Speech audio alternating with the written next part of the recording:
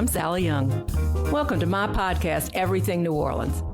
Growing up in New Orleans was like no other experience on the planet. I always knew that there was no other place like it. As a teenager, I started working with the music that was the soundtrack of my youth. Professor Longhair, Earl King, Carnival Time Johnson, they became real people to me, not just voices I heard on the records. I worked with a lot of Mardi Gras Indians after seeing them on my way to my Nanaan's apartment on the corner of St. Charles and Jackson on Mardi Gras Day. Then I got to ride in the Zulu parade a couple of times, passing that same corner where I stood on the neutral ground since I was a little kid every Mardi Gras morning. My life revolved around the music, the food, and community spirit of New Orleans. That became my service and ultimately my joy. That's my New Orleans. Everything New Orleans is a podcast developed to share my experience living, working, and being in New Orleans. I've asked a few of my longtime friends to join me on this first episode of Everything New Orleans to have a chat about how it all came about. From my introduction to music through the early years of the New Orleans Jazz and Heritage Festival to my development as a show host for radio station WWOZ here in New Orleans. Welcome to my podcast, Everything New Orleans. I'm your host, Sally Young. Don Marshall, who is the Executive Director for the New Orleans Jazz and Heritage Foundation, here with us today. Pat Williamson, who was the original musician driver coordinator for Jazz Fest, and the legendary Little Freddie King here today, too. You played Jazz Fest from the start. Exactly. That's what we've just been talking about, all the many, many years that you've been there. Yes, indeed, and it's so wonderful, and I'm so proud to be there, and thank God he let me be there, and I thank Quint Davis and all the rest of them for having me there. And thank God for Sally and all the rest of you, all the drivers that used to come and pick me up from home and bring me to the fairground. It was such a great deal, It's so wonderful and so good. Well, let's go back. I can't thank you enough, Sally, and I can't thank you enough, darling. Yeah, it was fun. Mm-hmm. It was really fun. I can talk about how we got into doing it. That's where I was going. So, Pat, I'll let you take the lead. I went to the very first festival, in Congo Square. I called my friends up and said, this unbelievable thing is going on downtown. So everybody came to my house in the quarter, and we all went to the festival and became, every year from then on, we went to all the festivals. And I think I was about in my mid-20s, and I decided it was getting expensive. So I was going to volunteer. So I called up, and they said to come down here, and I came down here, and this is how different it was then compared to now. As I walk in the door, and I say, well, I've come here to volunteer. And they go, oh, we'll go in Quint's office. It's over there at the end of the hall. So I walk in, and I sit down, and Quint, he's on the phone, and he's on the phone, and he's on the phone. I'm sitting there, and the meter on my car is slowly going off. So I said, well, I've got to go put more money in the meter. So I get up to go, and Quint all of a sudden goes, wait, who are you? And I said, I'm Pat Williamson. I'm going to go put money in the meter, and then I'm going to come back, and when you get off the phone, we'll talk. So I came back, and I said, well, I've come down here to volunteer. And he says, well, this is what I need. I need people to go pick up musicians and bring them to the festival and make sure they get to the stage and all that. I said, well, I'll not only do that, I'll get you as many people as you need to do that. Great. And so then I called all my friends, and a lot of the people who went to the very first festival with me in Congo Square were people I was going to UNO with, and they were all ended up being my drivers. So a lot of the drivers went to like the Sunday of the very first festival. Right. So we were like fans way before we were drivers. So and then we met, and we about the meeting. So we went out to Quint's trailer and met him, and that's how the musician driver, he says, okay, Pat, you're the musician driver coordinator now. Created a new position. Yeah, there it was. Great. Well, that was an era when there weren't really established positions. Back then it was just, oh, you do this? Great. No, okay. Yeah. But I want to get on to one point is that when you were driving in the beginning. You weren't just coordinating. I drove the first year. Yeah. And I was riding along with you. I was just going along for the ride because I didn't have a driver's license. I was like 16 years old. Okay. I'm in high school, and I'm just hanging out. Pat's calling because she doesn't want to drive to the airport by herself, right? Right. Yeah. And you got to leave the festival to drive people, right? That was an issue. Everybody wanted to come in with you, but when it came time to do pickups and drop-offs, nobody wanted to go out. So I'm taking your offer. I'm taking your offer, and I'm along for the ride. And who do we pick up? Well, we picked up Lightning Hopkins. Uh-huh. We pick up Lightning, and we're going down Williams Boulevard. And at the time, there's nothing at Williams Boulevard. This was 1976, I think. 76, uh-huh. Yeah, and there's nothing. And we're going way into the middle of nowhere, and Lightning's starting to go, this ain't no festival. this ain't no way to the hotel. This ain't no way to the hotel. he was pretty paranoid, but anyway. We got him. We still talk about that, but and every year I'd go see him, and he'd hide behind his wife and tell her the story every year, the same story about how he thought we were going to kill him. But anyway. I got a ticket that year too because Quint told me, you go this way. And he says, this is what you're supposed to do. And I say, okay. So I get there and the police are going, you can't go this way. And I'm going, no, I'm working for the festival. This is where I was told to go. And the cop's like, no, you cannot go that way. Mm-hmm. So, I went that way and I got pulled over and I got a ticket. So poor Lightning, he thought he was going to get killed. And then he got a ticket. We were stopped by the police and got a ticket. Oh, boy. I never drove him again. Sally drove him every year after that. Yeah, for the last 4 years of his life. Yeah. Well, I had the car. I had that 66 Belvedere that he loved. It's so amazing, the stories y'all must have. I mean, the interaction that you were able to have with musicians is pretty amazing and fabulous. Yeah, we were behind the scenes all the time.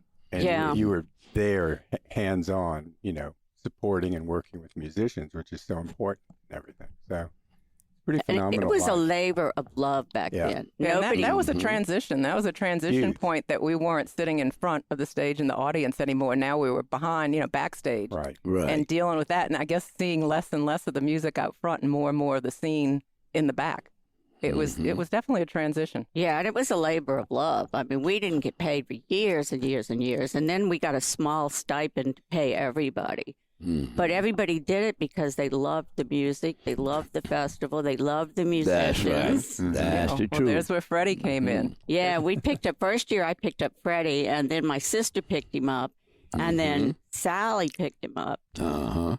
Well, actually, I was picking up, we talked little brother Percy. Exactly. I was picking up Percy Randolph first. Probably the years Jeannie was picking up Freddie, I was picking up Percy. Because at first, they had the gazebos and Percy was playing solo on the gazebos. Mm-hmm. You were playing tents and gazebos. Mm-hmm. Well, when I picked you up, you were right there in your apartment where you were supposed to be, but I heard you weren't that good, Sally. Yeah, there was where I was living at, right on 936 North Robinson, right there where the bars was, and so Sally would come to pick me up to bring me to the fest, and so she'd go over to the bar and say, I know he's in here, and you go in there and say, is Freddie here? I said, no, he's not in here, he been here, he just left here. I said, well, what more can he be? Then she'd check the candlelight right across the street, say, Freddie in here, say, he been here, but he gone now. They would always send me to the next bar. They knew, you had left word where you were going, so they always knew. And I'm like 17 years old at this point, young girl walking in the bar, and the whole bar would stop. Everybody would look like, what the hell are you doing? Who is this little white girl walking in the bar? Little Freddie came. He was here. He just left. Say, where you went? Say, I tell you about Ruth Cozer. Yeah, he said to tell you. He'll be. And I mean, where's that bar? Can y'all tell me? Yeah, that's what it was. I used to give her such a hard time of that. During the time when I used to be drinking, because I didn't know what time she was going to show up to pick me up, Yeah, there was no such thing. I go get me a little drink, get me a little snow before she get here. I'd eventually catch up. Find him. I'd walk in and he'd be sitting at a bar somewhere, maybe second or third round. Yeah. Then she would catch me and bring her out there. Say, why you didn't stay still at home? I said, well, I didn't know what time you was coming.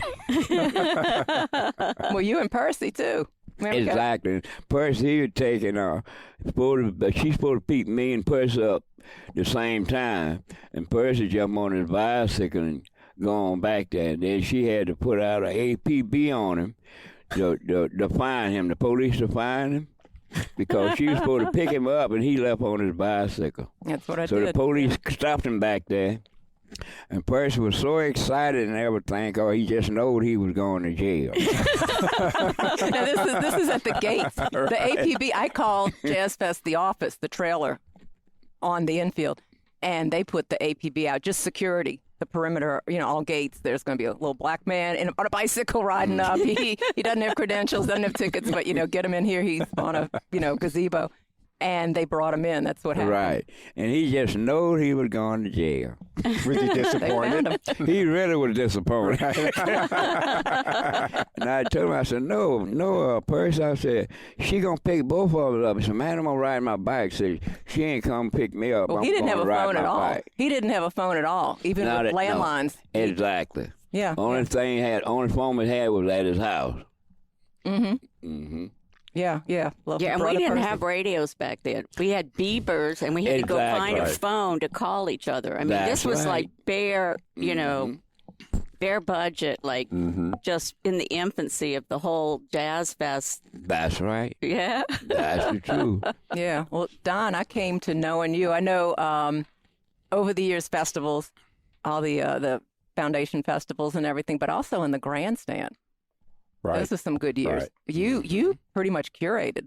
Well, I mean, my background originally was visual arts and stuff. Kind of grew up with visual artists in the community and stuff, and doing exhibitions, and then jumping over to the Contemporary Arts Center. So I love putting together exhibitions. So, joining the Jazz and Heritage Foundation and then working with the festival staff was amazing. Some of the exhibits that go on at Jazz Fest are phenomenal, as well as just the whole folk life village. Mm-hmm. The demonstrators there and everything. I think that's a true rich part of the festival, that makes it unique from any other festival in this world and stuff, how we celebrate our culture. Yeah, and we got to working together when the Backstreet Cultural Arts exhibit expanded, and this was your work. We brought in demonstrators, and that was the entire cultural arts community came in. Yeah. We had second liners, we had Indians, we had Zulu, we still had Sylvester Francis and Backstreet with all of his footage and his exhibits. But you had everybody there as a demonstrator. Everybody was doing something, making something. Indians were playing. We had drum circles. We had all this. It was a great scene. It is. And that's what makes New Orleans so unique. In addition to the music, is just the cultural celebration. Mm-hmm. I mean, no other city in the world has Mardi Gras Indians and Social Aid and Pleasure Club, Zulu. I mean, we learn how to celebrate in the streets for everybody. Exactly. It's a sort of a way of overcoming some of the things that we have to deal with and celebrate. But I mean, it's just so phenomenal to see, even after Katrina, the explosion of activity. I think there are more Mardi Gras Indians now than there were before Katrina. Mm-hmm. I mean, second lines are everywhere now. So, that's true. That's the heartbeat of the city. Mm-hmm. And so it's amazing how Jazz Fest from day one really celebrated that. I remember seeing I wasn't at the first one, but have seen films of the Mardi Gras Indians going down Canal Street in 1970. And most New Orleanians did not know that even existed. And I think it's really been important for Jazz Fest to sort of keep all that thriving and alive. So, pretty amazing. Yeah. Well, but I mean, you've always been there helping and assisting artists. And, I think that's your passion. Yeah, a lot of those people that were in that exhibit in those years, the multiple years that they did that, and I wish it was still there, but that didn't happen. But a lot of those people I'm still friends with. We still have that contact, and we still keep up with each other. So, that was a real special time. Yeah. Yeah, and I will say, I'll throw in that the year it closed, it was, there was some serious grieving going on. I mean, we didn't go in the grandstand for days. Right.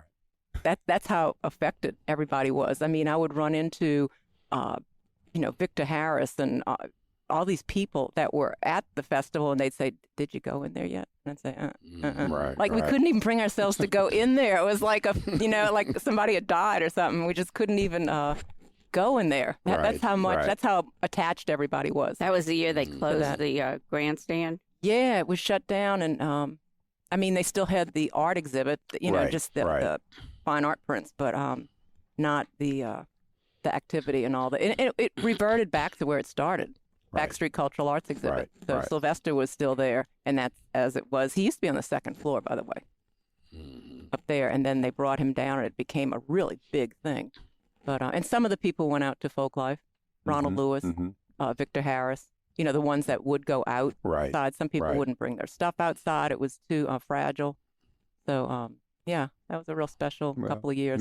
Maybe we'll bring some of that back. Yeah, I'm this putting year, that. I'm putting that seed in your mind right now. Okay, good. Okay, John. No, I love it. You're still there. I You could love do it. you know. Yeah. That was a real special time. Yeah. So I That put a is lot of real money. great. I also put a lot of money in the pockets of all the demonstrators. If we had an Indian suit that was rented, Right. that kind of thing. Right. Like they were getting a lot of money, the complimentary tickets. Everything helped the community and Yeah. brought them into Yeah. the festival. So yeah, that was some really we'll work good time. on that. Yeah, I Get think it back and everything. 2020. Yeah. Okay.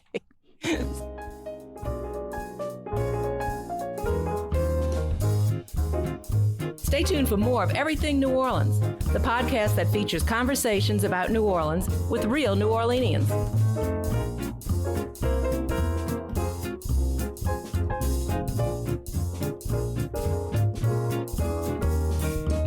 So, Freddie, tell me more about all your years at Jazz Fest, because you started at Armstrong Park. Exactly. Yeah, and you've been playing. I also want to hear about I know you're playing here, there, and everywhere, because I see you at other festivals. I see you at DBA. I mean, you've had such a long and wonderful career. Yeah. Exactly. Tell us a little bit about that. Other words, like the different festival that I plays at, it coming through about the Heritage Jazz Fest at the fairground. The biggest of the promoters would come from Europe and stuff like that, and come out there and hear my concert, and then they would, send my contract and hire me. Then after that, I got Wade there. He come to be my drummer and my manager and my booking agent. And he's the one that books all of these jobs. I mean, he's amazing. I mean, he is 100% great for booking jobs and stuff. And so he booked jobs all over. And I had quit playing clubs and things for 10 years. And I was only play Jazz Fest once a year. And so after he came by the shop, he said, "Freddie, once you start back to playing in the clubs and things like that, I said, if I book some job, would you play it? I said, well, since you're going to book the job, I said, I'll give it a try. And so we started like that 27 years ago. And he been with me every step and been my drummer and my manager every step, and he has been wonderful, and he did such a great job and being so honest till I adopted him for my stepson. All right. There you go. Thank you, Wade. He's number one. I'm going to throw this and in. I used to get off from work up there working at Ski Auto Electric. And I used to come upstairs over there, in the office, when the little office was up there, only. And Dodie was working there. Y'all know Dodie. Definitely. And I used to go up there, and they called me to come in and sign my contract and everything. I get all that together. And downstairs was Dot and Tony's barroom downstairs. And I used to come in and stop there, and that's where I used to get my liquor on credit card. And I get me a shot of soda, and I just go upstairs to the office to the Jazz Fest and sign up and everything. Then come on back downstairs, get me another snort, and then I go on out back to work. We need to bring the bar back. Originally it was the old Loyalty Bar, I think. Real history of a neighborhood bar right there in the corner of Governor Yes, Nickel. indeed, Lord. I mean, it's right in the same building, just downstairs. Yep. That was Charlie's bar when I first started. Really? Okay. Rampart and Ursuline was Lou and Charlie's. Lou and Charlie's. Yeah. Wasn't it right here? Well, that was It's where it was Marty's what the hotel is now. Oh, the hotel. Yeah, Right. yeah. Right. But the foundation offices, where Jazz Fest used to have its offices, was a bar, that corner. and everything. Exactly. It was a beautiful space. So one day, Yeah, the office was upstairs, the bar was downstairs. Right. Well, I remember going. Okay, I remember when they first moved into the office, and I remember volunteering. I mean, we did everything from, okay, here's a flashback. Nancy Oxenschlager and I would sit on the floor and hand address. They had those little pamphlets that they still, I think, put out, the little glossy print handouts of early scheduling, and we would hand address them. It was their mailing list. They didn't have email, right?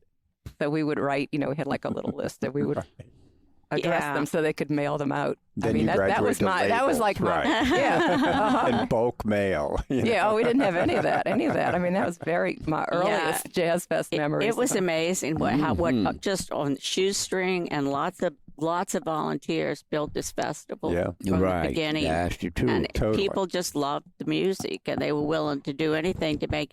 I mean, you forget that we were like in our 20s. We were just a bunch of kids trying to make music. Yeah, you're about 10 years older than me, so I was I was a little kid. The first Jazz Fest, she was probably about 10.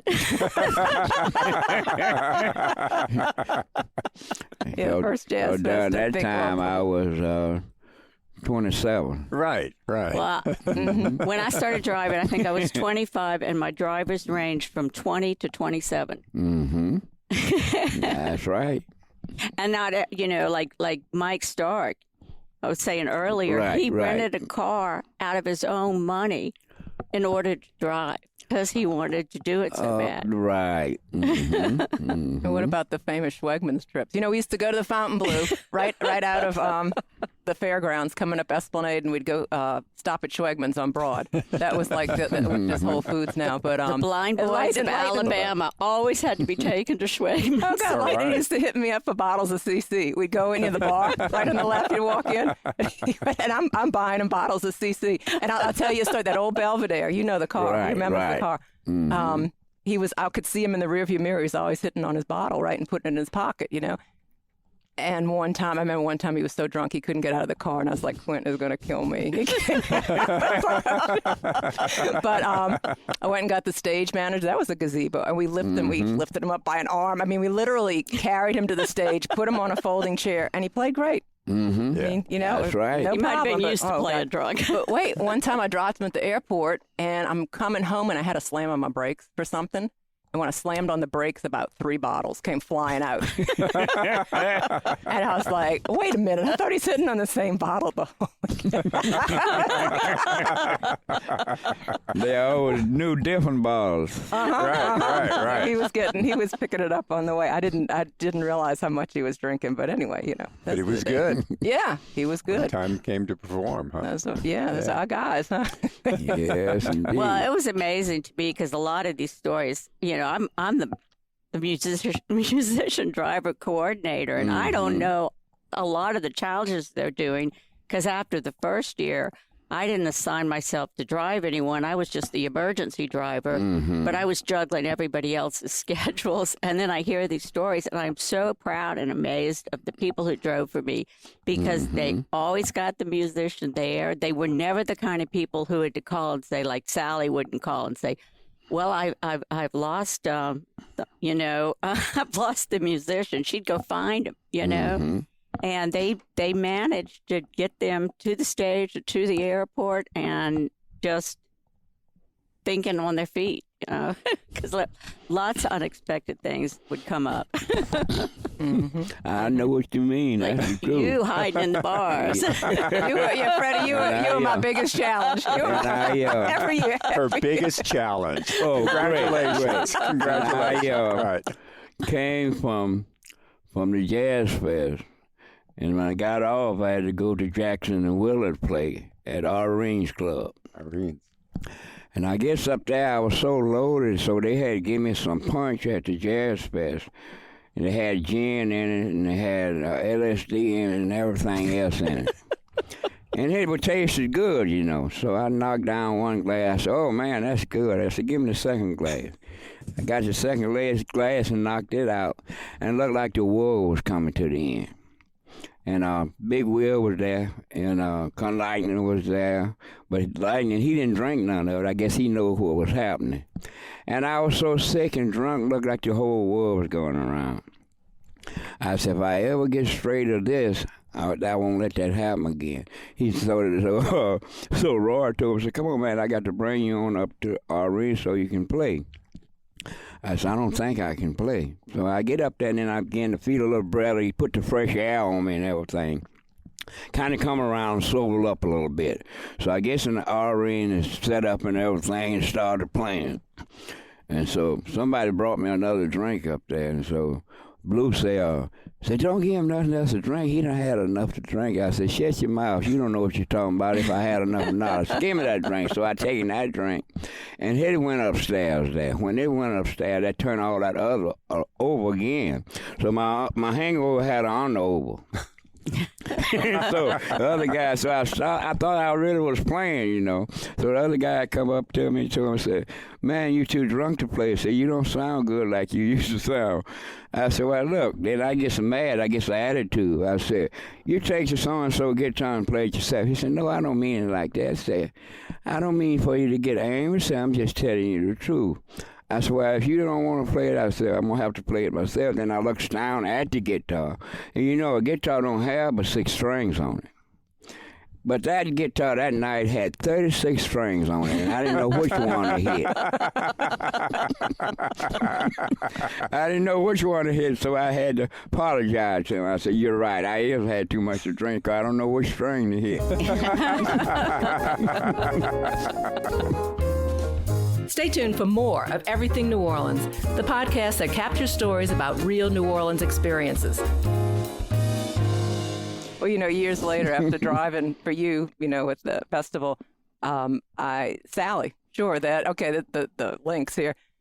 Sally Shore's curating the cultural arts exhibit in Grandstand, and she brings me into that. So every day I'm doing that, and then, you know, that's over. And then a couple years later, you brought her to the Blues Fest. Right. And Sally calls me and says, would you come help me with this? Yeah. So now we're working, you know, this is Foundation Festival. So we're over there. And after a little while, they asked me, you know, could you drive these guys that are here for the Heritage School of Music? You know, it was Corey Harris. It was Robert Belfour. It was Honey Boy Edwards. Like they'd always have a featured artist that was doing a workshop. And, you know, I said, okay, y'all making me drive again. I'm retired. You're experienced. But, yeah, I went right back into it. Yeah, Right. yeah. And so the whole thing started again with picking them up and bringing them. At the time, it was at Dillard University. Right, the Heritage School, it was before they moved here into this building. This has not been renovated. So, so I was plugged back into driving. Well, you're again, everywhere. You know, OZ, the festival, the foundation. I mean, you've just been so connected to the whole scene. Yeah, and I think WWOZ came out of Jazz Fest, too, because David Friedman kept recruiting me. He kept saying, why aren't you at WWOZ? You know, when are you going to come down? Rachel Lyons was asking me to come to archives and help with that because she said, you can ID a lot of pictures that we don't have IDs on. You could do a lot. So I ended up ultimately, I guess during the summer, going to Foundation Archives and stayed there a year or so, year and a half, just cataloging photos. They were already digitized, so that made it easy, but just typing in, you know, IDs and stuff and making corrections and, you know, edits like that. But, I worked with that. And then at one point, I was at Archives, and then I'd walk across the quarter because I had my car parked already, you know, in the lot. I'd walk across, and then I would just go to OZ and sit in on shows and do things there. So that started the WWOZ years, and that was over 10 years ago. Now that's like maybe, that was after Katrina. A lot of things started happening post-Katrina. Yeah. So started going to WWOZ, and the next thing they've got me pitching with Billy Dell, legendary Billy Dell, with Jive and Gene and Neil. Yeah. Before Gene retired, and Billy Dell asked me to stay on after 2 Fun Drive, you know, shows. Asked me to stay, so I ended up being his co-host for 8 or 9 months that year, for the rest of the year, and WWOZ started, you know, bugging me, like, you know, you need to learn the board. You need to learn how to do this. And I was like, no, I'm fine. I'm fine just helping Billy. He's got the show. I'm over here on the other side of the desk. I'm good. But it turned out that a fateful night, it was before you were the king of Crew de Vue. Oh. Who was the king that year? We were at Rosie's. Right. Crew de Vue dinner, and Jamie DeLappa was there. And I think I was with T. Eva. I was always her driver. Yeah. And T. Eva saying, you know, Sally's, you know, on WWOZ. I wasn't even a show host, but I was just there around. and this guy steps up and says, "Hey, do you want to come to a training session for OZ?" And it was Jamie DeLappa, and he was doing the training sessions at that point. I would have never have known Jamie if not for that moment where we all came together. So I started going in on Saturday mornings and sitting in the practice room with Jamie, and before we knew it, we'd made a demo tape, turned it in. Dwayne approved it, and then they threw me on the air. I mean, the rest is history. Yeah, and it just so happened the show that I was sitting in on to sub for, That is great. Lisa had left. It was a vacant spot, and so I just never left. I mean, it just happened. I always wondered how you ended up at OZ. Yeah, well, I was subbing her show for about 6 months. I was sitting there, and she didn't come back. So what happened was I just never left that slot. It was and meant it's a good to one. be. Yeah, it's a really good one. As all of your gigs have been, And like I said to myself, I said, if that's the sellout to know, I ain't never know the last name, but wonder what in the world she done over there. Well, look, at least you knew I was Sally. Right? She Sally. everywhere. Say Sally. Yeah. Yeah. She is great. She is great. Thank you for that, Freddie. Thank you. Well, you didn't know my last name, but Lightning never knew Right. my name. Like I said, when I was Right. asking the girl Okay. with the car. Yeah, girl with the car. Right. I said, God, if I ever know sell this car, he's your not going to want me to first drive him name, anymore. right. But Well, Lightning you didn't may know not that know one this, of them. He but just said the Sally's girl with royalty. the car driving the car. We're still lucky to have OZ. I mean, what city has a music station about its own music? Yeah. And then that didn't even exist when we first, back when we first started driving, there was no WWOZ. Mm-mm. In the early days at Tipitina's with basically just dropping a mic through the floor and Yeah, that's recording. where Billy Dell. broadcasting. Billy Yeah. Dell and Gene Yeah. started. I mean, Right. they had been there so long. My first show, I go to WWOZ. They signed me up on the schedule, and it's Jive and Gene's show. I've Right. never been on radio before. Run into Neil in the hall. He said, "Are you nervous?" I was like, "Well, yeah, I've never done this before." You do fine. I walk in, there's Frogman Henry, sitting in there, and then Reggie Hall. Fats Domino's yeah. brother-in-law is there. Right. And then eventually, I think his singer, Lady B, came in. And Al Little Fats Jackson is in the performance studio, and he's playing Fats Domino music. And, I'd never been on radio before. And I was like, so this is what y'all do all the time. I love this. So, Good, you Where have you love. been all but my it happened life? to be, it just happened to be a pledge drive, and everybody Oh, was wow. there. And so I spent the evening with Frogman. And one of the highlights was during this pledge drive, he says, anybody that pledges, I'll croak for them. And I mean, I'll the phone, pledge. That's the right. phone started lighting up. And then, people are calling with their pledges, and he's going, ribbit, ribbit. Every time somebody pledge. Well, then Reggie, Reggie's a little competitive. I'll say that about Reggie. Reggie says, I can bark like a dog. I mean, he's on air, right? I was like, okay. And then Lady B is like, well, I could be a kitty, And so finally, by the end of the show, we had all three of them chiming in. Like every time somebody would give a pledge, I'd read out their name, and Frogman would ribbit, and he'd woof woof, and she'd, and it was getting sillier and sillier. But that was the phone didn't stop. It just we blew up the phone that A night. new group. But yeah. The frog, the dog, and the kitty. Yeah. Oh, Lord. But, the sillier it got, the more it worked. And that was the magic of radio. And I was hooked after that night. Like, in the next night I walked in, it was Billy Dell. I mean, Records from the Crypt. That was, those are the two big shows to me, like that I listened to the most on OZ. And here I am sitting in on their shows. And after that, like I said, I stayed with Billy Dell all that time. And that was it was amazing working with those guys. Yeah. And one of the things that I did on those shows was answer the phone, because I realized they were so busy on the phone, like their phones never stopped. And all I did was field phone calls for them, like the whole time. They were just phenomenally successful and great. Oh my God, those are some really special times. But I never did think that I would segue from that into having my own show. It was not even in my mind. We It's like, we knew. no. Come Well, on. I was the last to know it. That I was literally the last to know it. No, You're a natural. no, it was all about, just helping those guys. Yeah. And also there was a thing that happened after Katrina. Of course, the radio went off the air. They went into exile in Baton Rouge. They were using the LPB studios in Baton Rouge, and like Neil and Gene would drive to Baton Rouge to do a show. I mean, it was unbelievable. These are volunteer DJs. And they were doing that, and Billy Dell was off for a good while. And when he came back, that was when people were like, you know, the Earth, the axis has tilted to back to where it was supposed to be, you know. That was a huge moment. I didn't realize that until I was there, that was such a huge moment in Katrina recovery. And so here we all were, a low ebb at WWOZ as far as not as many DJs, not as many volunteers, because a lot of people had evacuated and they relocated at that point in time. So it was kind of a low ebb for numbers of volunteers. So, and I guess that's how I came in, because they really needed people at that point, and it's built up. Now I think they have more volunteers than ever. But wasn't the studio flooded, the original studio? The electricity went out. Oh, that's all. Yeah, there was indefinite power outage. So, you know, they couldn't run a station with no power. That's why they went to LPB.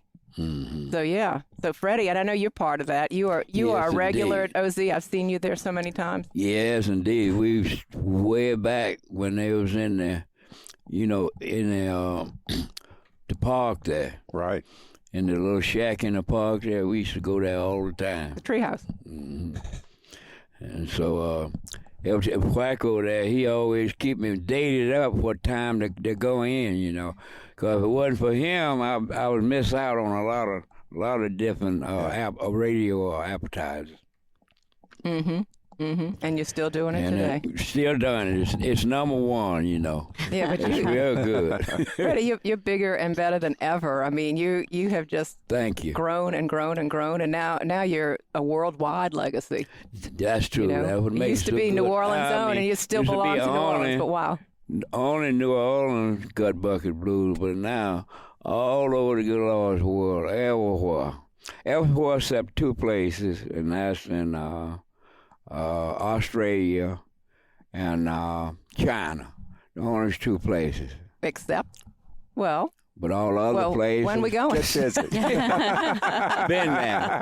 and it really was only good. Two left. Right. That's it. You know, I want to thank all of y'all for coming. This has been a great conversation, a great morning, great way to spend a morning, huh? Yeah. Pat Williamson, Don Marshall, Little Freddie King. It was fun, and Thank I you, really, Sally. really enjoyed y'all. I'm so glad to see y'all again, too. Yeah. Yeah, in between festivals. I see her often, but I don't see y'all too often. You know, I'm making a point to always say hi to you when I'm working a show and you're there. Yeah. Sally's the only one of my drivers who really stayed in the music business. The rest of us all had regular jobs, and we came and we did our thing, and then we left. But Sally's still in there plugging. Oh, I remember Jazz Fest. You know, I do jobs like I'd be waiting tables or something, and Jazz Fest would come and they wouldn't let me off, and I'd quit. Thanks for listening to Everything New Orleans. I'm Sally Young, and this podcast was created to share the stories that originate from my experience working as a media professional in radio and conducting interviews at music festivals and events locally and around the world. Everything New Orleans, the podcast, is an extension of my joy and my service as a native New Orleanian. We hope you join us for more episodes. Thanks for listening.